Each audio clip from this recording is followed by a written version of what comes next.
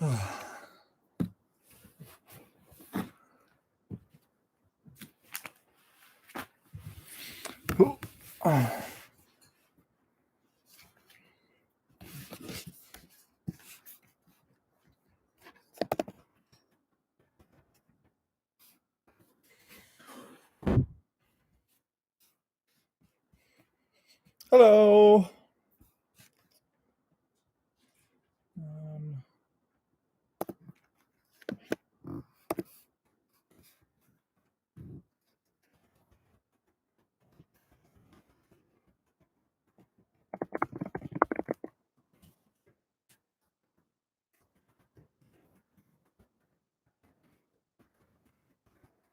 Hey, Sarah. No, not Siri. It says thinks I'm saying Siri.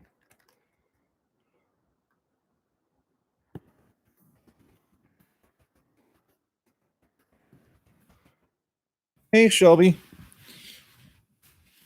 It always takes me a second to realize who Baby Flower is. My bad.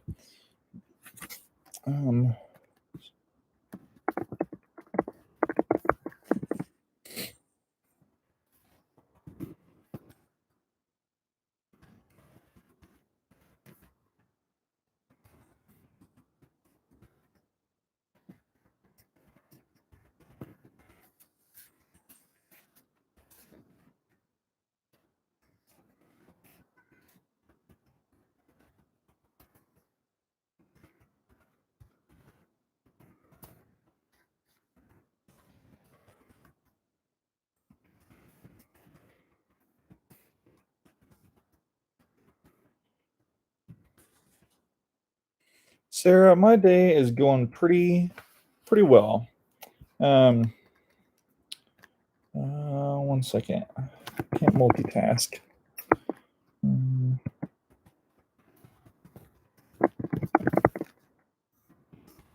Walked by your house today, Sarah. We got to pet your kitty. And because the garage door was open and he came out to meet us and was just yelling at us like meow, meow. So we decided to pet him. And we were waving at the house. We didn't know if anyone was home, but we were standing there waving at it. It was kind of funny. Oh,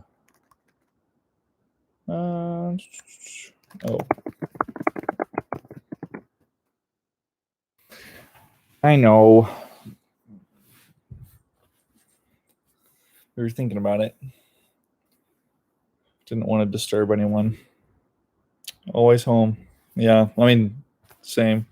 Except for the time that I wasn't, and we went walking around the neighborhood.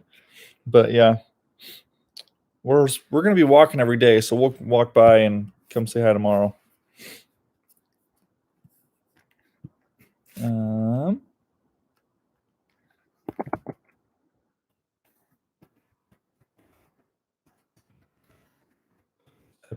Last thing here.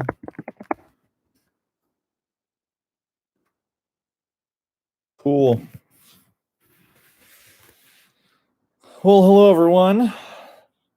Oh yes. My day is going pretty good. Hold on, I'm gonna readjust here. There we go. You can see me a little better, I think. That natural light. But yeah, day is going pretty good. Had a late night. Was not feeling good last night. I don't think it was anything. It's nothing virus related. Just ate something bad yesterday and was not feeling good at all for a short period of time, and kept me up for a while. So I slept in a bit this morning, and shortly after I got up, just kind of hung out for a little bit. Emily and I both. She did some work on the website, and I just kind of chilled. And then we went on a walk around the neighborhood. Beautiful day today, and walked all around. And then when do I usually walk? Well, it's been a couple different times. Today we walked around. What time did we leave? Like 12:30, closer to 1. I think we got back to our house around 1:15. So, yeah, it's about that. Yeah, the headache is not fun. I had a headache for a while last night too, but yeah, Tylenol helped me out a little bit as well. But yeah, after we walked, we went to Walmart to pick up some stuff, and yeah. So speaking of going to Walmart, I saw Faith there. I don't know if Faith's on right now. Hopefully she will be soon if she's not already. Also, hi Abby. I didn't see your comment there, but welcome to. You thought this was going to be about Jesus. This is actually an unboxing video. So look out, becoming a YouTuber. Got a microphone, and we're gonna unbox that and see what it looks like today. No, not actually. We're not doing that. But I did get a microphone, so that's kind of exciting. Emily and I are going to use it for a couple different things, and who knows? Maybe we'll start a podcast or we'll start a YouTube channel. I feel like in this quarantine time, everyone's starting up something. So, oh goodness. Anyway, um, yeah. How are you guys? Before we dive in here, just a really quick checkup, see how you guys are doing. Shelby, I'm sorry that you woke up with a headache. That's not fun.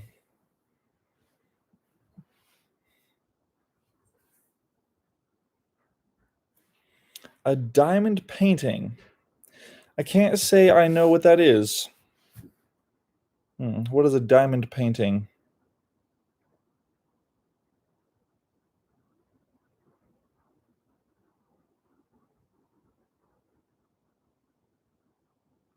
Abby, my dad said that he's.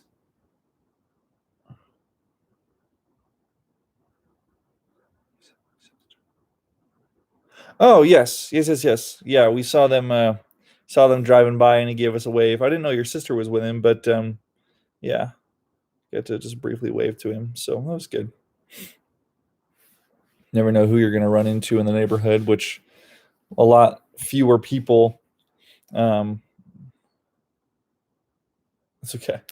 Um, yeah, there are a lot fewer people out and about, I guess. And as we were walking around the park the other day, I just noticed for the first time that they're completely like roped off. Like you can't get on the swings, or you can't get on the playground equipment or whatever. And it just felt a little surreal.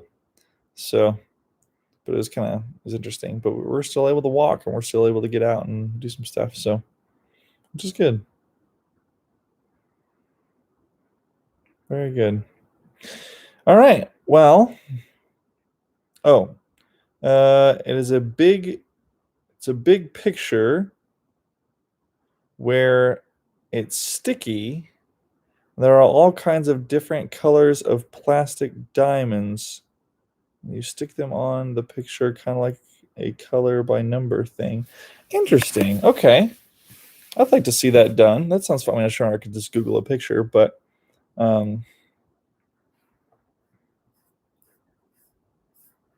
took. Oh,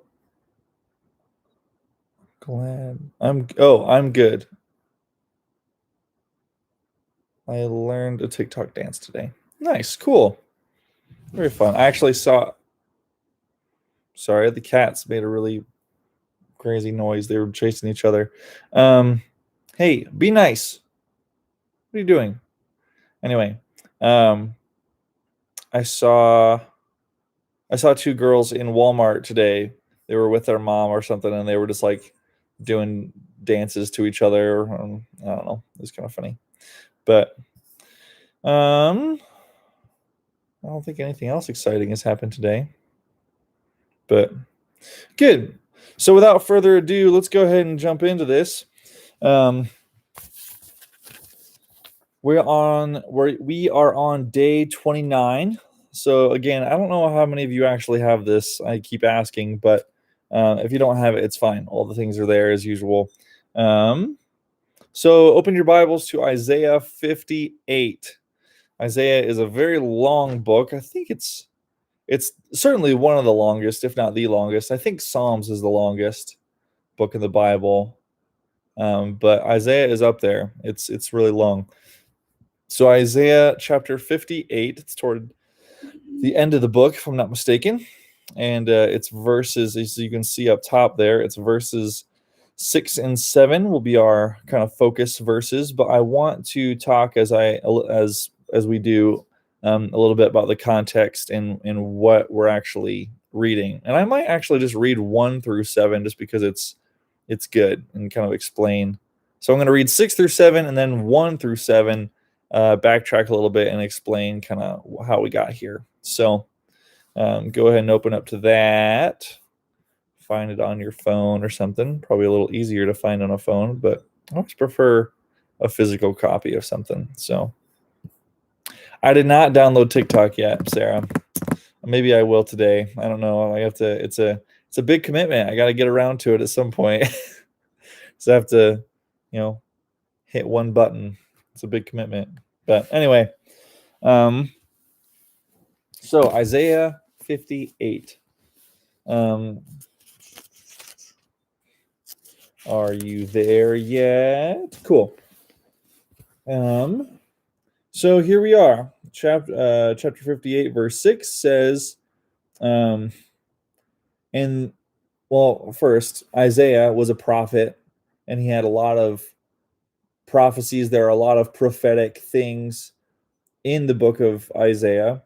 I can't tell you exactly where this chapter fits into the scheme of everything. It's not one continuous story. It's a collection of his writings. It's a collection of his prophecies. So it's not unlike some other books, or unlike Job, unlike Esther. It's not one linear story from beginning to end. This is pretty scattered, but each chapter has their own theme, if you will. Fun fact, if you didn't already know this, the biblical writers didn't write in chapters and verses. Like, they didn't separate their own writings out, like, okay,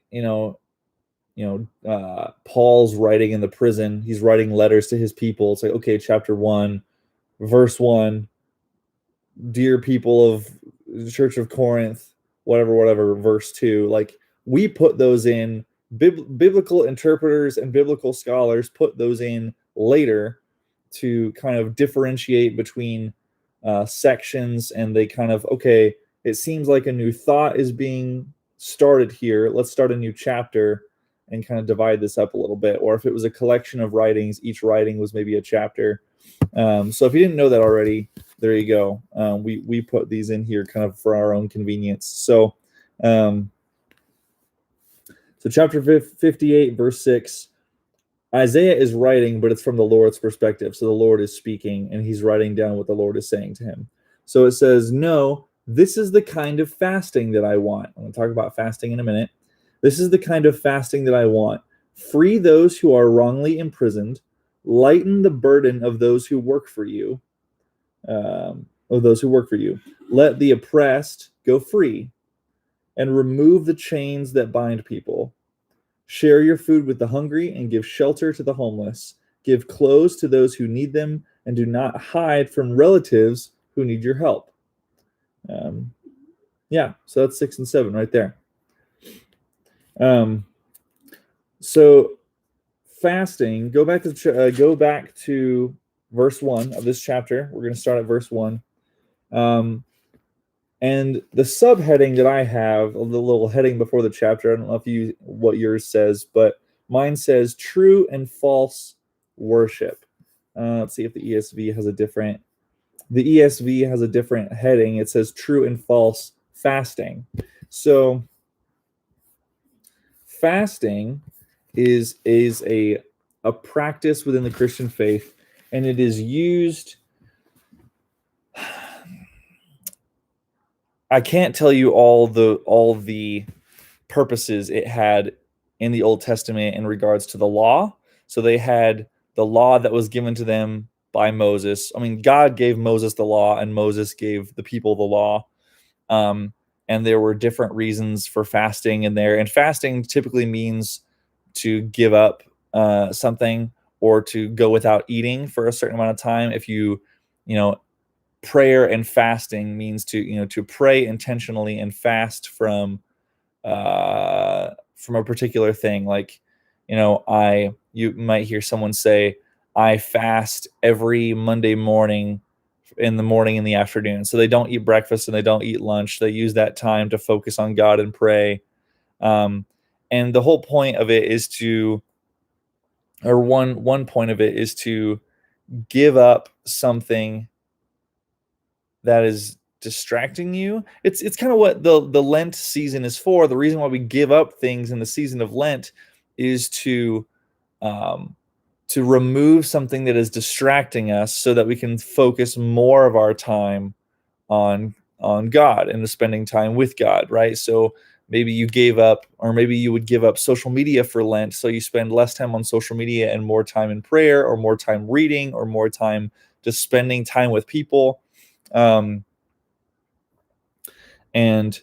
it'll talk a little bit in here more about some of the other ways that people fasted. But I'm going to start at chapter 1, and then we'll kind of get into this and why this is being said. All right.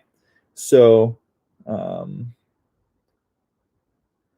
believe it kind of goes back and forth between God's perspective and Isaiah's perspective, and that's a little clear in the text. We'll see. So this is God speaking, I think. It says, shout with the voice of a trumpet blast. Shout aloud, don't be timid. Tell my people Israel of their sins. So God's saying, this might be, no, yeah, this is God. Yeah. Tell my people Israel of their sins, verse 2, yet they act so pious. Just a word check for you. Get a definition on pious. I could kind of explain it, but pious means devoutly religious. So they think it's like,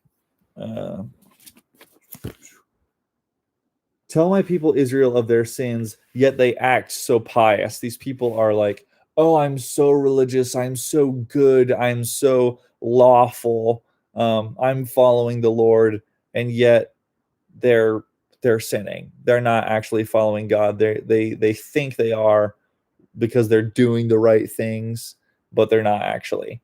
And it elaborates. It goes on again in verse 2. They act so pious. They come to the temple every day and seem delighted to learn all about me. They act like a righteous nation that would never abandon the laws of its God. They ask me to take action on their behalf, pretending they want to be near me. It's like, oh God, we love you, we praise you, all this stuff, but they don't mean it in their hearts, or their actions don't reflect what they're saying. Verse 3, we have fasted before you, they say. Why aren't you impressed? We have been very hard on ourselves, and you don't even notice it. I will tell you why, I respond. It's because you are fasting to please yourselves. Even while you fast, you keep oppressing your workers. What good is fasting when you keep on fighting and quarreling? This kind of fasting will never get you anywhere with me. You humble yourselves by going through the motions. Excuse me. You humble yourselves by going through the motions of penance, bowing your heads like reeds bending in the wind. You dress in burlap and cover yourselves with ashes. Is this what you call fasting? Do you really think this will please the Lord?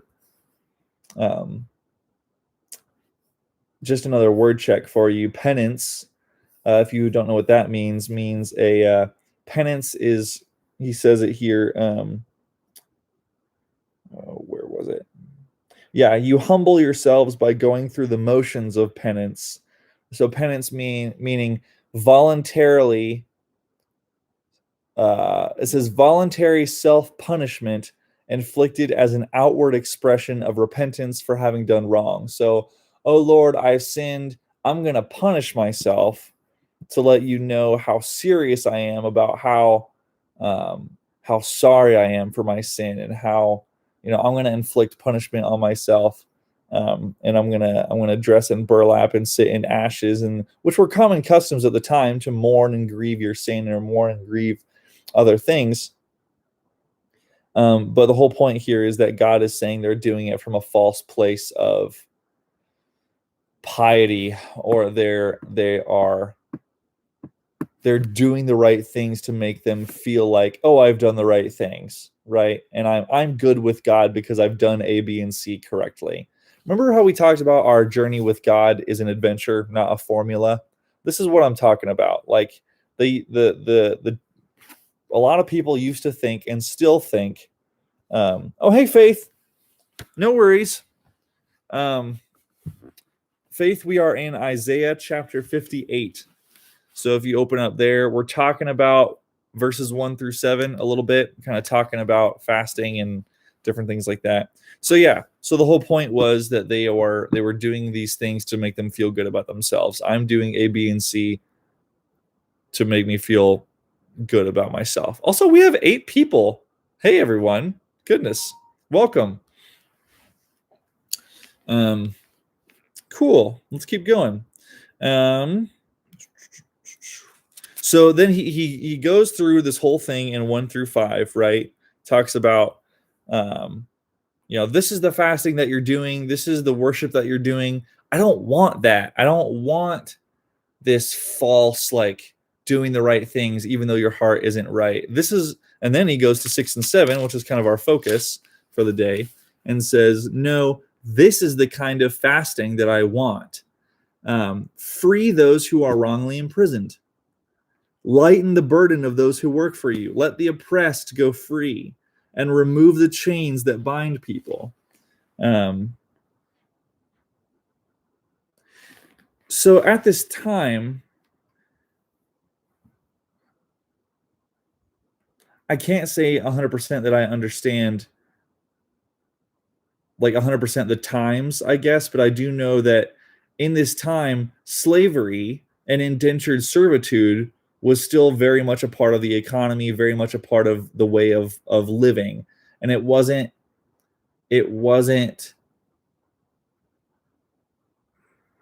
yeah, like you worked for someone, and you were a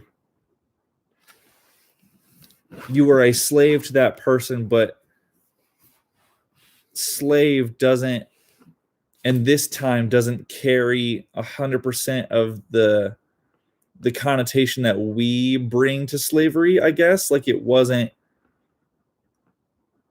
yeah, I don't know, but there were slaves at this time, and there were people who would work for you, talking about being a good master, and being a I don't know. So it talks about, free those who are wrongly imprisoned, lighten the burden of those who work for you. Don't be really hard on your workers. Be reasonable, be fair, that kind of thing. Absolutely, Shelby. Yeah, it wasn't looked down upon. It was a normal thing, and it wasn't inherently, to my knowledge, it wasn't inherently racist either. Like, it wasn't like certain people enslaving other groups of people and like, you're going to work for me kind of thing. It was just some people were slaves and some people weren't. I would need to do some more study on that to give you a more full picture, but I just know that it was a regular part of that society, and it was looked at differently. So yeah. Lighten the burden for those who work for you. Let the oppressed go free, and remove the chains that bind people. So yeah. Share your food with the hungry. This is verse 7. Share your food with the hungry, and give shelter to the homeless. Give clothes to those who need them, and do not hide from relatives who need your help. Let's see. I'm going to read from, I wanted to see what the ESV had to say about that, because ESV is typically more of a closer translation. And those 2 verses say this: Is not this the fast that I choose, to loose the bonds of wickedness, to undo the straps of the yoke, which the yoke was just a burden. The yoke was a burden placed upon oxen to like pull, right? That's what they were talking about with the yoke. So they're just talking about burdens that we place on other people, like a workload or just like other burdens that we carry.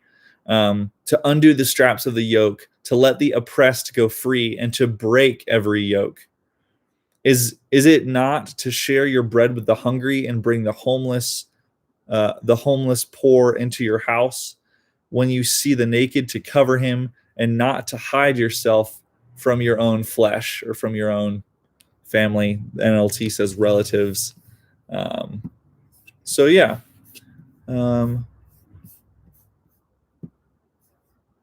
Is it like talking about the poor people and giving it to them?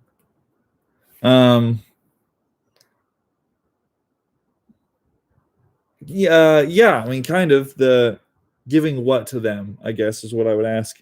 But it talks about sharing your food with the hungry, giving shelter to the homeless, giving clothes to those who need them. Right. So, just it's providing for people's basic needs. It's fine. It's all right. So yeah, this is the kind of fasting that the Lord wants, is caring for the poor, caring for the homeless, caring for the hungry, caring for the marginalized, caring for those who people often overlook, because oftentimes those were the people that that Jesus reached out to. Yeah, Pastor Bill is with us today. Hello.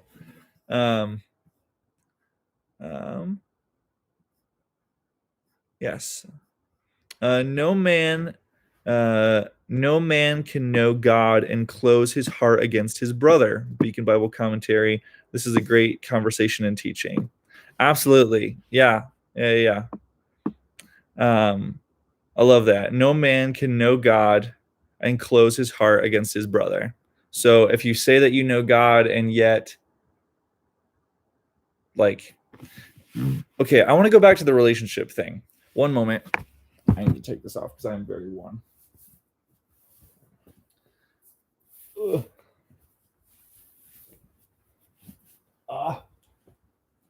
Okay, so I want to go back to the relationship thing because I talked about in our series that our faith is not a formula, right? It's not. And precisely at the beginning of this chapter, these people are trying to win God over by doing the right things, A, B, and C. I've done this. Why aren't you impressed? I've done this. Why aren't you why aren't you satisfied, kind of thing. And there's kind of this tension between faith and works, right? Faith and deeds, faith and doing things. So, what is that? Hold on, I need to look up a passage. I can't.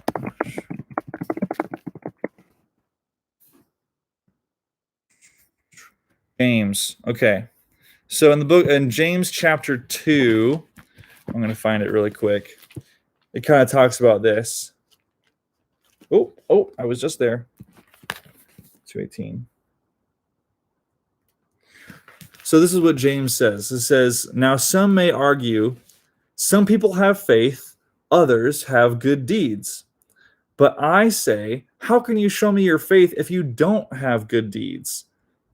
I will show you my faith by my good deeds. So you might hear people say in the church, yeah, we can Zoom tomorrow. You might hear people say that faith without works is dead, right? And that's kind of what this passage is getting at, and that's what the Isaiah passage is getting at. Like if you say you believe in God and yet your life isn't exhibiting those fruits of the Spirit that we've talked about, love, joy, peace, patience, kindness, goodness, faithfulness, gentleness, and self-control, then like that's something to be addressed. We haven't even gotten to the questions yet. It's okay. They're pretty short, but So God's God has a heart for people. Also, let me know if you have any questions. I'm just been kind of ranting, trying to get this point across. But God's heart is ultimately for other people. Um, that's okay. Just keep us updated. Um, but God's heart is for other people, right? And He wants, as we get to know Him, our hearts are transformed and become to be about other people, right? We become for other people. God's heart is for people. Our hearts become for people. And when that happens, we start to, our choices reflect that. We go out of our way to give to another person. We go out of our way to speak kindly to another person. We treat people differently, right? And these are all examples of the fruit of the Spirit within us, transforming us, right? So I hope all this makes sense. Do you get the correlation here? Like, these people who say they know God don't actually know God because they're missing the point. They say they know God, but they're still fighting against one another. They're still oppressing people. They're still treating people badly. It's like, oh, I believe in God. I do all the right things. And yet I treat people badly and I don't love people. There's a disconnect there. You can't have both. Yeah. Oh, cool. Deep breath. That was a lot. So, looking at the questions that we have, the 2 questions, just a basic observation of the passage. Again, you can write these down or simply note them or comment them. Isaiah gives us a solid list of ways that we can make sacrifices for God. What are some of those ways? What are some ways that we can sacrifice for God? Again, observing, just looking back at the passage 6 and 7, looking it over, answering the question. What are some of the ways that we can make sacrifices for God? Hello.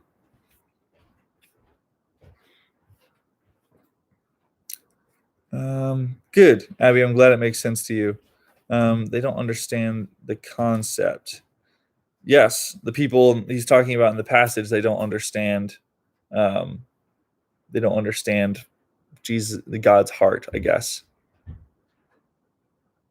Faith, I absolutely agree. I think I see that a lot. I see Christians, and also I think God's kind of pointing this a little bit at those who say they are religious and say they know God and say they have faith, but they don't actually.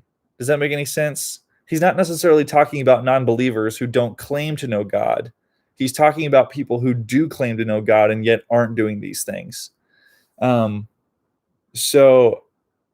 I don't know.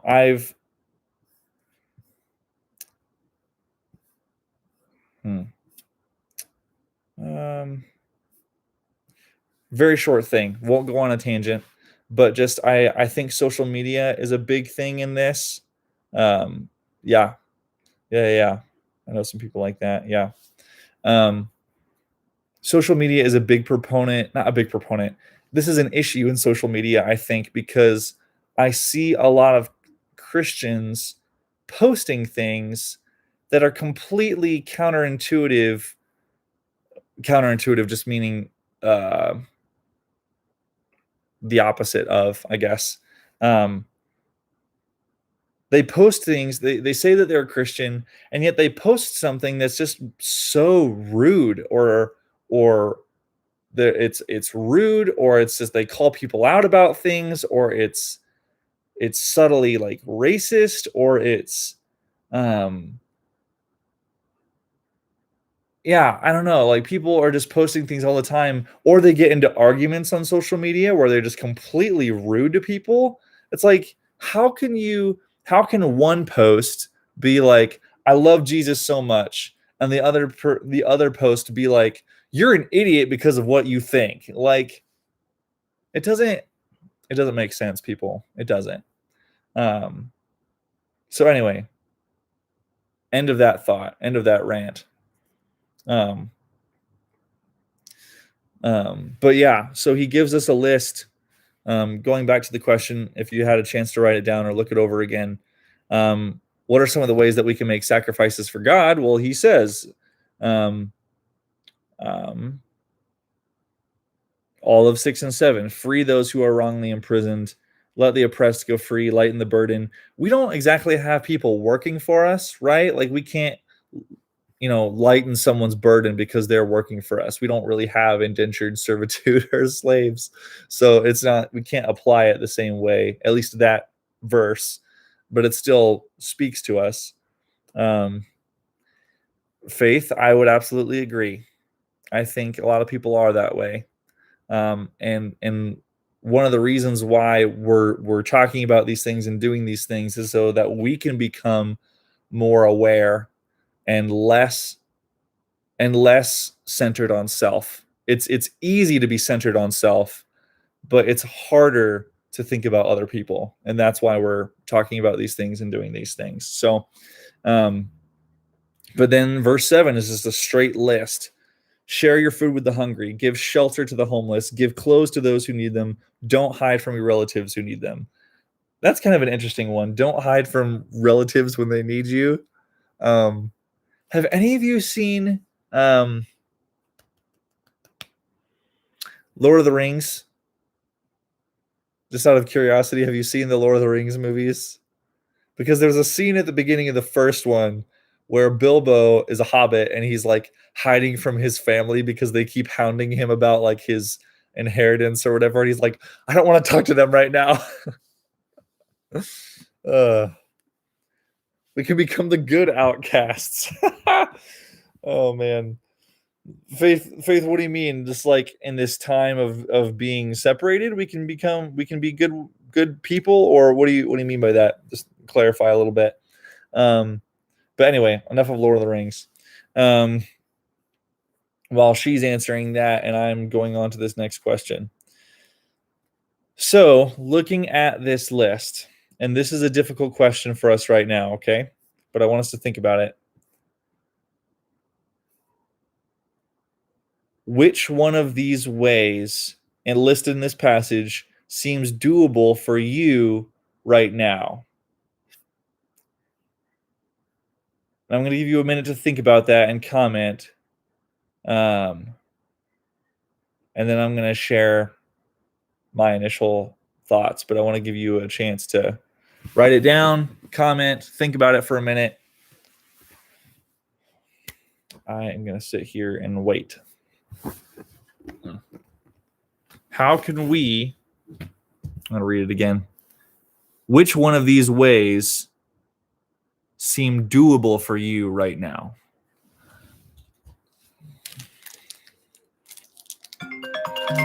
Nope.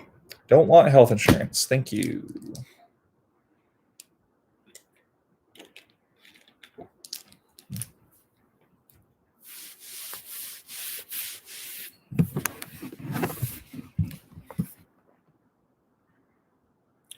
We can be what society doesn't want us to be, / what they think is retarded.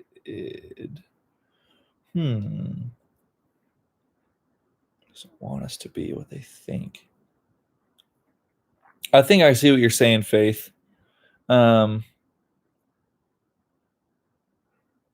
We can become people who actually love and serve people. I don't want to put words in your mouth. Correct me if I'm wrong, but I think you're leaning towards this. This is who we are supposed to be. We're supposed to be the people who love others, and we're supposed to be those people who actually help the poor and help the marginalized. But society isn't naturally like that, and society isn't like that, and they don't want Maybe they don't always accept us. I'm trying to think of how best to say that.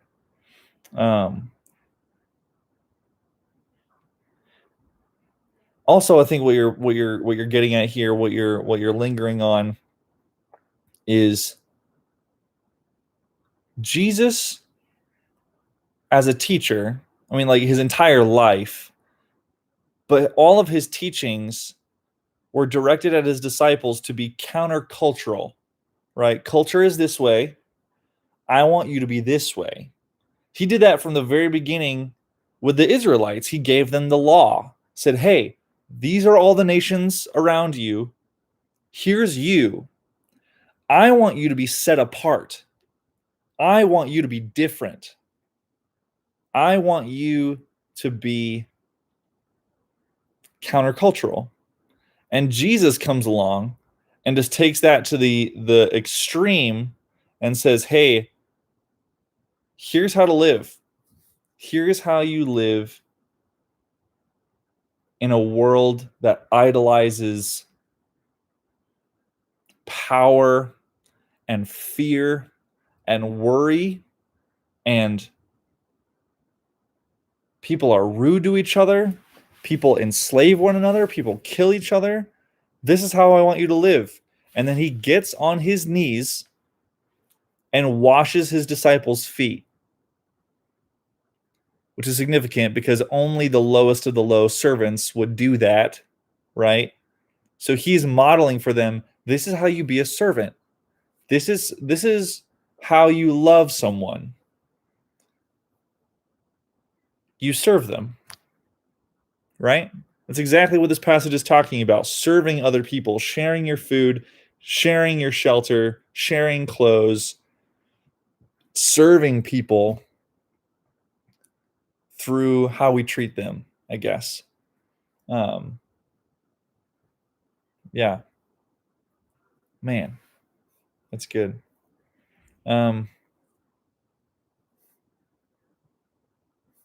Very good. Also, I want to go back to this question. We keep fluctuating. Someone keeps getting on and off. That's okay. Hello, welcome back. If you're on again. So which one of these ways seem doable for you right now? So we're kind of stuck right now. We're kind of stuck indoors. We can't go out and about the same way that we used to, right? We can't just go and start giving food to people and giving clothes to people and in offering shelter to people. We can't really do that the same way right now. And I think there's a couple things that we can do. Absolutely. Yeah, we can give clothes. And here's what I propose.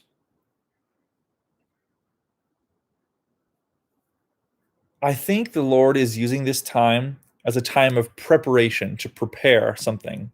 He's preparing something in you. He's preparing something in me. And once we're out of the woods, so to speak, in this whole thing, there's going to be a surge of something. What I mean by that is collecting clothes to give after this is all done. Exactly, Abby. Thank you. This is a time of preparation. We can be preparing for what comes next. So if a desire on your heart, or if in response to the scripture, you're like, you know what? I don't need all this. I have way more than I actually need. I'm going to gather up things that I haven't worn in the last year and give it to someone who actually needs it, right?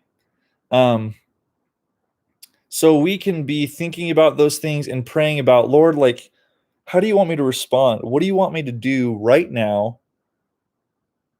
And what do you want me to do once this is all over? Right?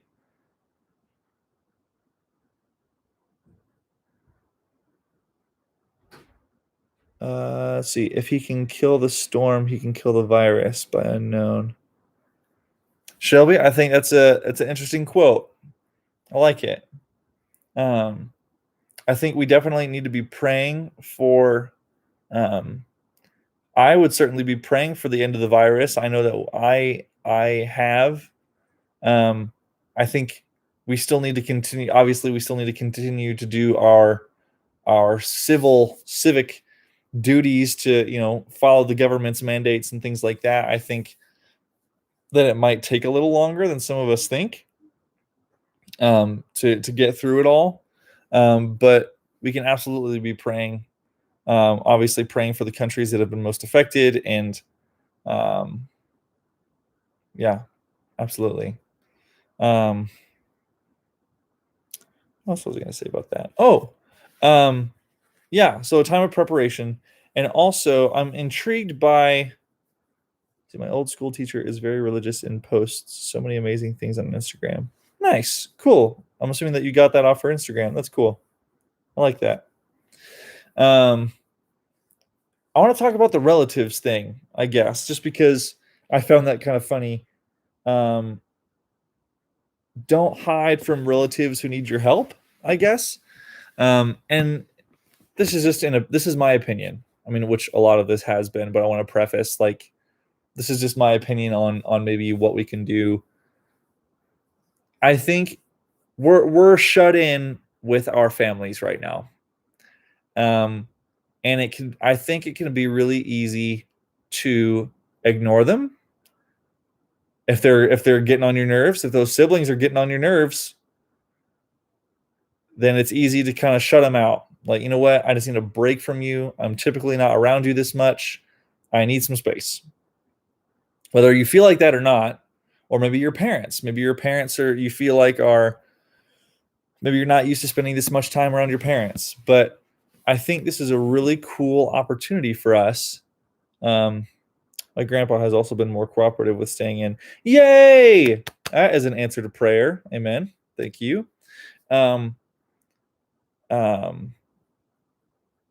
Great time to pray and listen to the Lord. Great time for this kind of growing. Absolutely, Bill. Absolutely. Thank you. So this is, phooey. Oh yes, family. I keep getting off track. Sorry. I think it's a great time to really invest in and not ignore our families, while also checking in on our other family, extended family, or maybe there's a grandma that you haven't talked to in a really long time. Give her a call. I need to call my grandma as I say that. Or maybe just other. I don't know. I've said this before, but it's such a great excuse to just give people a call, see how they're doing, check in with them. Yes, exactly. Church family, people who you haven't been seeing every week, but you want to know how they're doing. Call them. I know calling isn't always easy. A lot of us are kind of nervous when it gets to be talking on the phone. You'd rather text them or snap them or whatever, but just call them, have a conversation.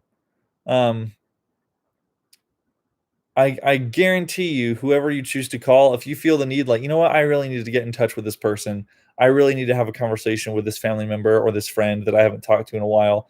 It will make their day. I had a conversation with a friend of mine, Josh. He's actually working on a logo for our youth group. He's working on that. He's working on the ICTHUS logo, which is kind of cool. I talked with him for an hour and a half the other day. We used to travel in a group together, and I just talked with him for a bit. We talked about anxiety. We talked about ADHD because we both have that. We talked about just how life is going. He's getting married in a few months. So I was caught up about that. And he's like, you know what? Thanks, Adam. I haven't talked with someone like this for a really long time. So thank you. I'm like, you're welcome. I just wanted to talk. So I don't know. Reach out. Don't be afraid to do that.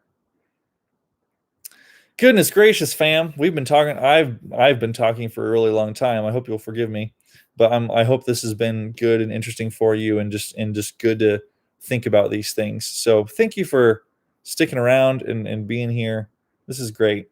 I want to close in prayer. If there are any new prayer requests on your mind or on your heart, feel free to write those down or type them in the comments, and we'll get to those. And the prayer prompt for the day says this. It says, pray for strength throughout this season. Also, like, I'll read it first and then I'll say this. Pray throughout strength. Pray for strength throughout this season that you may sacrifice things as Jesus has for us. Oh, right. That you may sacrifice things as Jesus has for us, whether it be through fasting, giving, or loving others more. I don't know about you, but like the people who put together this devotional didn't know that we would be in the middle of a pandemic at this time. But my goodness, has it been speaking to me personally and speaking to this time that we're in.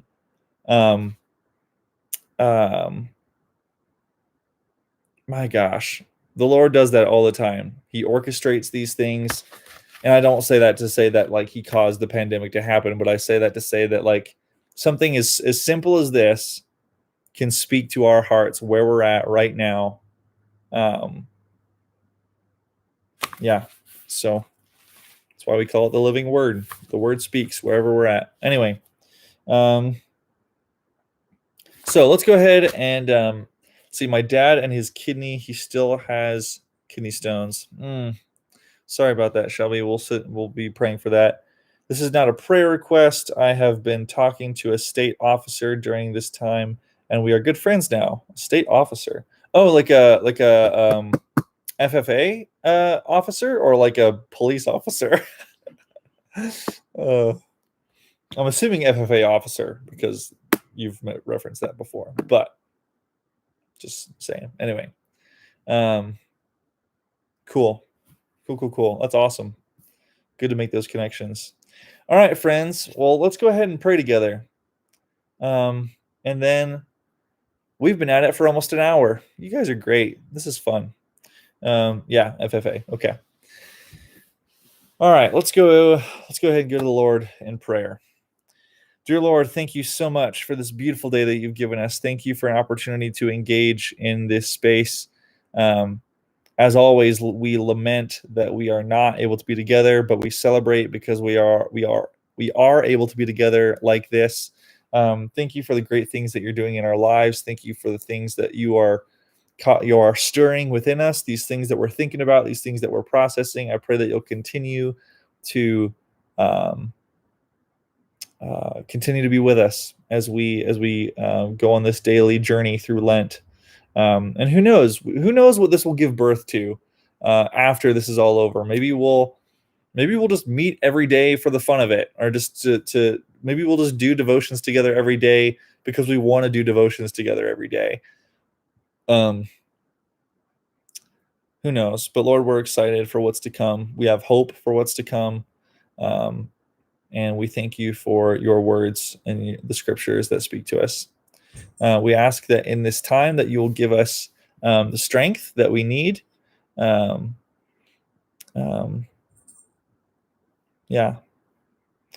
I pray that you'll be with us